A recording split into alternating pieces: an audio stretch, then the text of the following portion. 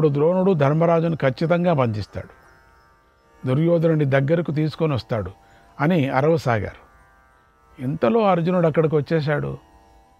రథఘోషతో దిక్కులను ప్రతిధ్వనింపజేస్తూ వేగంగా ద్రోణునిపైకి దాడి చేశాడు. అప్పుడు జరిగిన యుద్ధంలో అర్జునుడు రక్తనదిని ప్రవహింపజేశాడు. అక్కడ నెత్తురు నీరులాగా ప్రవహించింది. అర్జునుడు ఆ నదిని వేగంగా దాటాడు. అంతగా కౌరవ సైన్యాన్ని వధించాడు. కొంతమందిని తరిమి కొట్టాడు. ద్రోణసేనపై తీవ్రంగా దాడి చేశాడు. బాణాలతో ద్రోణాచార్యుడిని కప్పివేశాడు. మోహానికి గురి చేశాడు.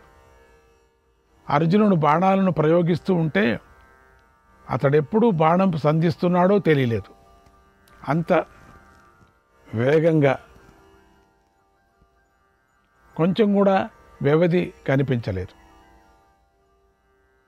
అర్జునుడి బాణాలతో దిక్కులు, అంతరిక్షం, ఆకాశం, భూమి కనిపించలేదు. అంతగా బాణాలు కప్పబడిపోయాయి. మరోపక్క సూర్యుడు అస్తమిస్తున్నాడు. చీకటి వ్యాపిస్తోంది. అక్కడ శత్రులెవరో మిత్రుడెవరో ఎవరికీ తెలియలేదు. ఆ తర్వాత ద్రోణుడు, దుర్యోధనుడు మొదలైన వారు తమ సైన్యాన్ని ఉపసంహరించారు. శత్రువులు భయపడ్డారు. వారు యుద్ధం చేయటం ఆపారు అని అర్జునుడు గ్రహించాడు. మెల్లగా తన సేనలను కూడా రణభూమి నుండి ఉపసంహరించాడు. ఆ తర్వాత పాండవులు, సృంజయులు, పాంచాలురు ఎంతో ఆనందించారు. అర్జునుడిని స్తుతించారు. ఇలా అర్జునుడు శత్రువులను గెలిచాడు. కృష్ణునితో కలిసి పాండవ సేన వెంట తన శిబిరానికి వెళ్ళాడు. శ్రీకృష్ణాయ పరమాత్మనే నమః. 17వ అధ్యాయం. సంజయుడు ధృతరాష్ట్రుకిలా చెప్తున్నాడు, ఓ మహారాజా, సేనలు తమ తమ విభాగాల ప్రకారం శిబిరాలకు వెళ్ళాయి. తమకు తగిన విధంగా విశ్రాంతి తీసుకున్నారు. ఆ సమయంలో ద్రోణుడు తీవ్రంగా కలత చెందాడు. దుర్యోధనుడిని చూసి సిగ్గుపడుతూ ఇలా అన్నాడు, ఓ మహారాజా, అర్జునుడు ఉన్నంతకాలం మన పని సాగదు. యుద్ధంలో దేవతలు కూడా ధర్మరాజును బంధించలేరు. ఈ విషయాన్ని నేను ముందే చెప్పాను. మీరు ఎంతగా ప్రయత్నించినా లాభం లేదు. అర్జునుడు తన మాటను నిలబెట్టుకుంటాడు. నువ్వు నా మాటను సందేహించుకో. కృష్ణార్జునును గెలవటం అనేది అసాధ్యం. ఏదో ఒక కారణంతో నా ఎదుట నుంచి అర్జునుడిని తప్పించు. అప్పుడే ధర్మరాజు మనకు వశమవుతాడు. ఎవరైనా అర్జునుడిని యుద్ధానికి ఆహ్వానించాలి. అతన్ని మరొక ప్రదేశానికి తీసుకువెళ్ళాలి. అప్పుడు అర్జునుడు వారిని గెలవకుండా వెనక్కిరాడు. మనకు ఆ సమయం చాలు. నేను విజృంభిస్తాను. దృష్టద్యుమ్నుడు చూస్తూ ఉండగానే పాండవ సేనను ఛేదిస్తాను. ధర్మరాజును పట్టుకుంటాను. అర్జునుడు లేని సమయంలో తనపై దాడి చేయటాన్ని చూసి ధర్మరాజు యుద్ధభూమిని విడిచిపెడితే నీ కోరిక తీరినట్టే అని భావించు. ఈ ఉపాయ ప్రకారం నేను ధర్మరాజు సేనలను ఈరోజు నీకు వశం చేస్తాను. నేను ఖండితంగా నీకు వశం చేస్తాను ఈరోజు. ఇందులో అనుమానం లేదు. ఒక ముహూర్త కాలం నా ఎదుట ధర్మరాజు రణభూమిలో నిలబడితే చాలు. ఒకవేళ ధర్మరాజు యుద్ధం నుండి పారిపోతే అది విజయం కన్నా ఎక్కువే కదా అన్నాడు ద్రోణుడు. అప్పుడు త్రిగర్తరాజైన సుశర్మ అర్జునుడితో పోరాడటాన్ని ఉత్సాహపడ్డాడు. నేను పోరాడాల్సిందని తన సోదరులతో కలిసి ఇలా అన్నాడు, ఓ రాజా, అర్జునుడు ఎప్పుడూ మమ్మల్ని అనుమానిస్తూ ఉంటాడు, మమ్మల్ని అవమానిస్తూ ఉంటాడు ఎప్పుడు కూడా. అయితే మేము అతడిని ఎప్పుడూ అవమానించలేదు. అందుచేత మేము నిర్దోషులం, నిరపరాధులం. అయినా అర్జునుడు మా పట్ల అపరాధం చేస్తూనే ఉన్నాడు. మేము అవమానాలను తట్టుకుంటూ కోపంతో రగిలిపోతూ ఉన్నాం. మాకు రాత్రిపూట నిద్ర పట్టడం లేదు. ఈ రోజుకు మా కోరిక నెరవేరుతుంది. అదృష్టం కొద్దీ అర్జునుడు మాకు కనిపించాడు. అర్జునుడితో యుద్ధం చేసే అవకాశం మాకు లభించింది. మేము మనస్సులో ఏమి చేయాలనుకున్నామో ఆ పనిని ఇప్పుడు చేస్తాం. అది నీకు తప్పకుండా సంతోషం కలిగిస్తుంది, మాకు కీర్తిని కలిగిస్తుంది. మేము అర్జునుడిని రణభూమి నుండి చాలా దూరానికి తీసుకువెళ్తాం. అర్జునుడిని మేము చంపేస్తాం. మా మాట సత్యం. మమ్మల్ని నమ్ము. ఈ నేలపై అర్జునుడైనా ఉండాలి, లేదా మేమైనా ఉండాలి. ఆ మాటలు ముమ్మాటికి సత్యం అన్నాడు సుశర్మ. ఆ మాటలు విని సత్యరథుడు, సత్యకర్మ, సత్యవ్రతుడు, సత్యశువు, సత్యకర్మ అనేటువంటి 5 సుశర్మ సోదరులు కూడా పెద్దగా ఇలా అన్నారు. మా అన్నే మాకు దైవం, అన్న మాటే మాకు వేదం, అన్నబాటే మా బాట అని పెద్దగా అరిచారు. వారి వద్ద 10,000 మంది రతిక సేన ఉంది. ఇలా సుశర్మ ఆ 5గురితో కలిసి దుర్యోధనుడి ముందు శపథం చేసి వెళ్ళిపోయారు. శపథం చేశారు, ప్రతిజ్ఞ చేశారు. చాలా మంచిది. తర్వాత సుశర్మ 30,000 మంది రతికులతో బయలుదేరాడు. వారిలో మాలవ, దుండికేర, మావెల్లక, మద్రక, లలిత్తులు అనే వీరులు ఉన్నారు. అతడికి 10,000 మంది రతికులు ఉన్నారు. సుశర్మ వారందరితో కలిసి యుద్ధానికి బయలుదేరాడు. ఆ సుశర్మను చూసి అనేక దేశాల నుండి వచ్చిన 10,000 మంది శ్రేష్ఠ రతికులు కూడా ఉత్సాహపడ్డారు. వాళ్ళకి ఉత్సాహం వచ్చింది. సుశర్మ శపథాన్ని పూర్తి చేయాలని అతని వెంట సంతోషంగా తోకలెత్తుకొని బయలుదేరారు. ముందుగా అందరూ విడివిడిగా అగ్నిదేవుణ్ణి పూజించి హోమం చేశారు. విచిత్ర కవచాలను, దర్భచీరలు ధరించారు. నెయ్యి పూసుకున్నారు. గడ్డితో తయారు చేసిన నడుముకు చుట్టుకొనే త్రాళ్లను ధరించారు. విప్రులకు 1,00,000 నాణాలను దక్షిణగా ఇచ్చారు. గతంలో వారందరూ యజ్ఞాలు చేసినవారు, సంతానం కలవారు, పుణ్యలోకాలు పొందటానికి అర్హత కలవారు. వారికి ఏ బాధ్యతలు లేవు, అన్నీ పూర్తి చేసుకున్నారు. అంతే. అందుచేత వారు యుద్ధంలో ప్రాణాలు ఇవ్వటానికి సిద్ధంగా ఉన్నారు. కీర్తిని, గెలుపును పొందాలి అనుకుంటున్నారు. పుణ్యలోకాలు బ్రహ్మచర్యంతోనూ, వేదాధ్యయనంతోనూ, యాగాలతోనూ, చక్కని దక్షిణలతోనూ లభిస్తాయి. ఆ పుణ్యలోకాలను వారు ఉత్తమమైనటువంటి యుద్ధం ద్వారా పొందాలని అనుకుంటున్నారు. అంచేత వారు మరికొంతమంది విప్రులకు విడివిడిగా బంగారు గోవులను కూడా పంచారు, వస్త్రాలను కూడా పంచారు, దానం చేశారు. దానమో దానం, పూజలో పూజలు. ఇక్కడ అలా అందరూ విప్రులను సంతోషపెట్టారు. అందరూ విప్రుల ద్వారా ఆశీస్సులను పొందారు. శుభాన్ని కలిగించే మంత్రాలను విన్నారు. ఆ వీరులు ఎంతో సంతోషించి నీటిని ఆచమనం చేశారు. మంత్రమంతా చల్లుకున్నారు. అగ్నిని వెలిగించి దానికి దగ్గరగా నిలబడ్డారు. అంటే అగ్నిసాక్షిగా, దృఢ నిశ్చయంతో అగ్నిసాక్షిగా ప్రతిజ్ఞ చేయాలనుకున్నారు. ఈ కమండలాన్ని పట్టుకొని సకల ప్రాణులు వినేటట్లుగా అర్జునుడిని చంపాలనుకొని పెద్ద గొంతుతో ఇలా అన్నారు. మేము అర్జునుడిని చంపకుండా యుద్ధభూమి నుండి వెనక్కు తిరగము. అవును, ఒకవేళ తిరిగితే లేదా అర్జునుడి చేతిలో దెబ్బతిని భయంతో యుద్ధాన్ని విడిచిపెడితే మాకు పాపం అంటుకుంటుంది. అందుకని విడిచిపెట్టం మేము. మాకు పాపలోకాలు లభిస్తాయి. మేమేమన్నా పరిగెత్తొస్తాయి. వ్రత నియమాలు, బ్రహ్మహత్య అంటే పాటించని వారు, బ్రహ్మహత్య చేసిన వారు, మద్యపానం చేసిన వారికి లభించే పాపం మాకు లభిస్తుంది. గురు భార్యని అవమానించిన వారు అవుతాం. బ్రాహ్మణ ధనాన్ని దొంగిలించిన వారికి లభించే పాపం మాకు లభిస్తుంది. రాజులు ఇచ్చిన మాన్యాలను స్వాధీనం చేసుకునేవారు, శరణాగతుడిని విడిచిపెట్టేవారు పొందే పాపం మాకు ఇష్టం వచ్చినట్టు మాట్లాడుతున్నారు. ఏదేదో పాపాలు, కొత్త కొత్త పాపాలు. వీళ్ళంత కౌరవసేనంతా విచిత్రంగా చూస్తున్నారు. జాతి ద్రోహం చేసేవారు, దాచిపెట్టిన దానిని అపహరించేవారు, మాట తప్పినవారు పొందే పాపం మాకు లభిస్తుంది. ఇన్ని ప్రతిజ్ఞలు ఎందుకయ్యా చేస్తున్నారు? వెళ్ళయ్యా, రణభూమిలో మేము అర్జునుడిని చంపి లోకంలో అసాధ్యమైన పని మేము చేస్తాం. మేము కోరుకున్న పుణ్యలోకాలకు పొందుతాం, వెళతాం. ఇందులో ఏమాత్రం అనుమానం లేదు అని ప్రతిజ్ఞ చేశారు. కమండలాలంతా వాళ్ళకి ఇచ్చేశారు. తర్వాత అర్జునుడిని యుద్ధానికి ఆహ్వానిస్తూ రణభూమిలోకి దక్షిణ దిక్కు వైపుకు వెళ్ళి నిలబడ్డారు. అప్పుడు అర్జునుడు వెంటనే ధర్మరాజుతో ఇలా అన్నాడు. ఆహూతోన నివర్తేయం ఇతిమే వ్రతమాహితం. ఓ మహారాజా, యుద్ధానికి ఎవరైనా పిలిస్తే కాదనకూడదు అనేది నా వ్రతం కదా. బయలుదేరుతున్నాడు. ఇప్పుడు సంశప్తకులు నన్ను యుద్ధానికి పిలుస్తున్నారు కనుక ఈ సుశర్మను సంహరించటానికి నాకు అనుమతి నువ్వు. ఓ పురుషోత్తమా, నేను శత్రువుల ఆహ్వానాన్ని తిరస్కరించలేను, సహించలేను. ఇది సత్యం. యుద్ధంలో శత్రువులను మరణించినట్లుగా భావించన్నాడు. అప్పుడు ధర్మరాజు ఇలా అన్నాడు, నాయన, ద్రోణాచార్యుడు ఏం చేయాలని అనుకుంటున్నాడో నీకు తెలుసు. ఆయన ప్రతిజ్ఞ తప్పిపోయేలాగా నడుచుకో. ఆయన బలవంతుడు, శూరుడు, అస్త్రవిద్యలో నేర్పరి. ఆయనకు శ్రమ అలసట ఉండదు. అటువంటి ఆయన నన్ను బంధిస్తాను అని బహిరంగంగానే ప్రతిజ్ఞ చేశాడు అన్నాడు. అప్పుడు అర్జునుడు ఇలా అన్నాడు, ఓ రాజా, భయపడకు.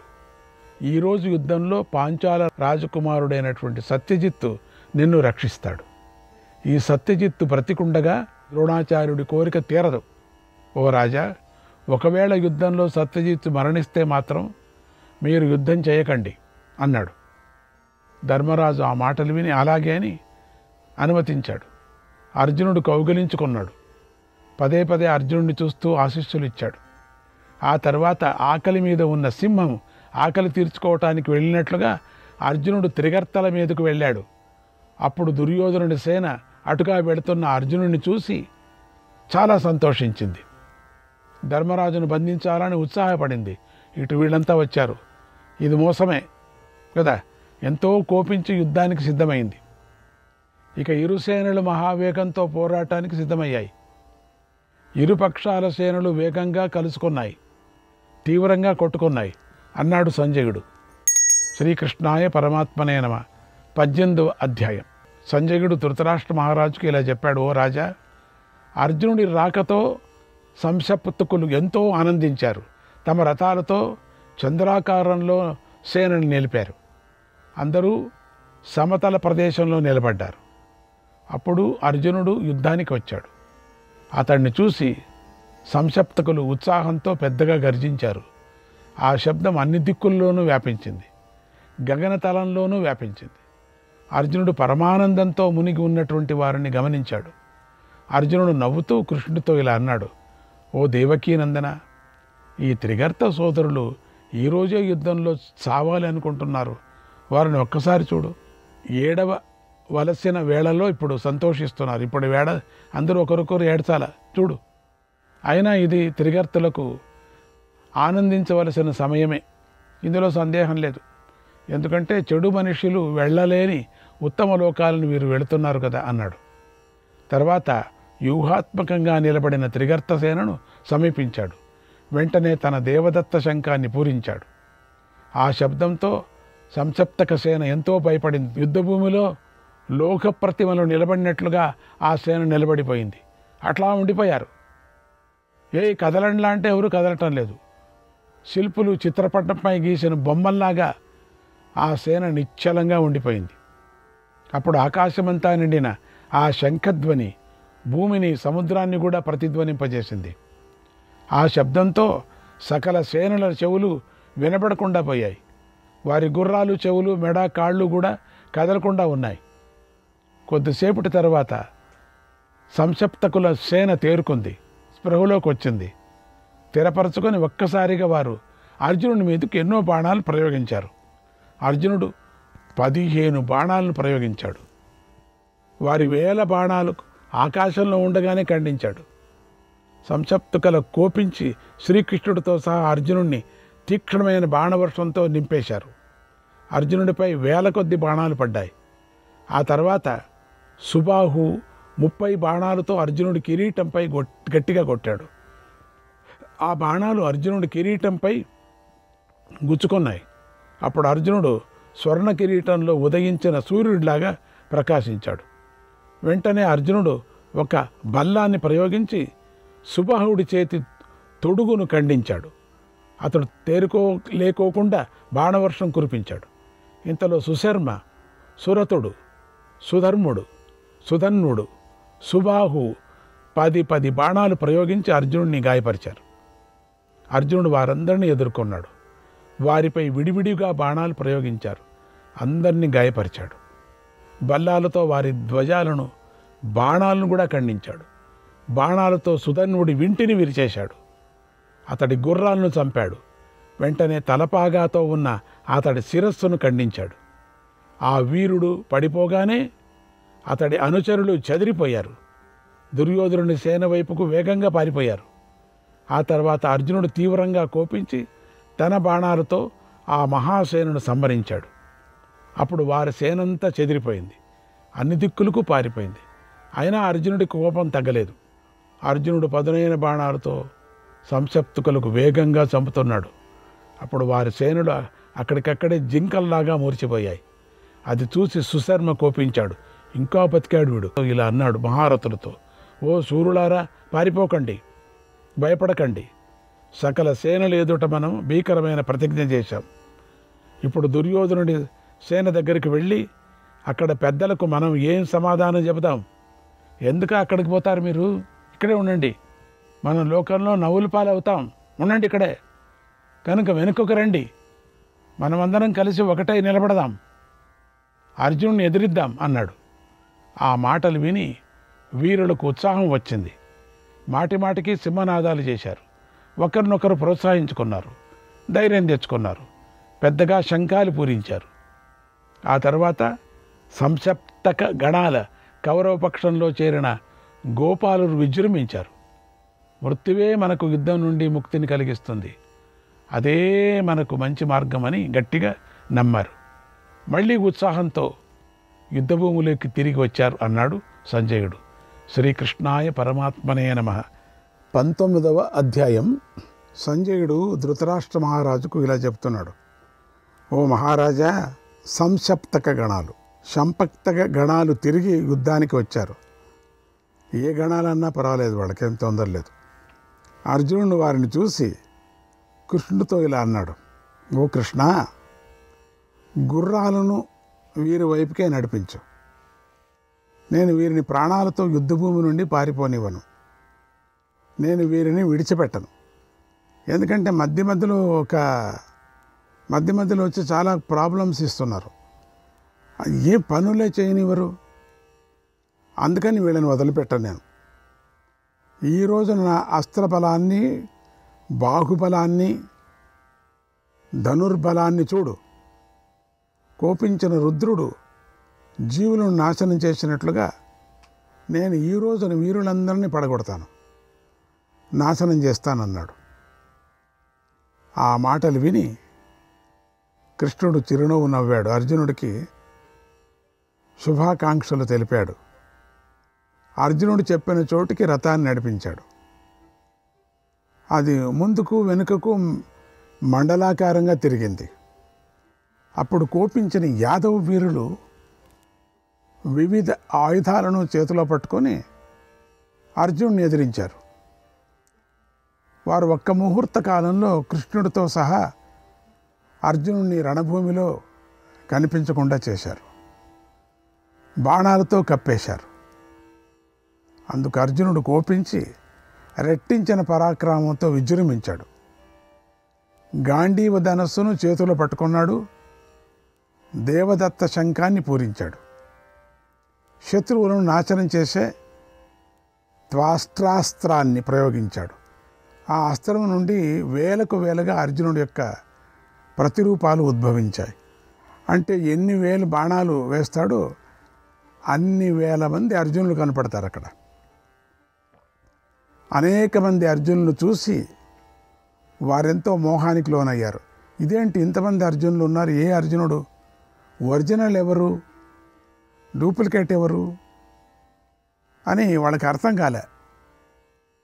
ఎవరికి వారు తమ ఎదుట అర్జునుడు ఉన్నట్టుగా భావించారు. దాంతో వారు తమ పైన, తమ సేనలపై తామే దాడి చేసుకున్నారు. అది అర్జునుడు కాదు, తమకు సంబంధించిన సేన అర్జునుడి రూపంతో కనపడుతున్నారు. ఇదిగో అర్జునుడు, ఇదిగో గోవిందుడు, వీరే కృష్ణార్జునులు అంటూ మోహం చెంది రణభూమిలో వారే కొట్టేసుకున్నారు. కొట్టి కింద పడేసుకున్నారు. ఆ పరమాస్త్రంతో వారు పరస్పరం కొట్టుకుంటూ నశించిపోయారు. ఇంకేం చేయలేదు, హాయిగా ఉన్నారు వీళ్ళు. వారు పుష్పించిన మోదుగ చెట్లలాగా ఎర్రగా శోభించారు. అంతేకాకుండా ఆ దివ్యాస్త్రము సంసప్తకులు విడిచిపెట్టిన వేల కొద్ది బాణాలను బూడిద కూడా చేసింది. వారందరినీ యముడింటికి పంపించింది. ఆ తర్వాత అర్జునుడు నవ్వి లలిత్తులను, మాలవులను, మావేల్లుకలను పీడించాడు.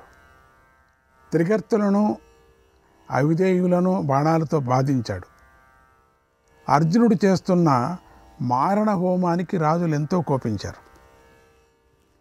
అర్జునుడిపైకి ఎన్నో బాణాలను ప్రయోగించారు. ఘోరమైన బాణవర్షంలో అర్జునుడు ధ్వజం, రథం, కృష్ణుడు కూడా కనిపించలేదు.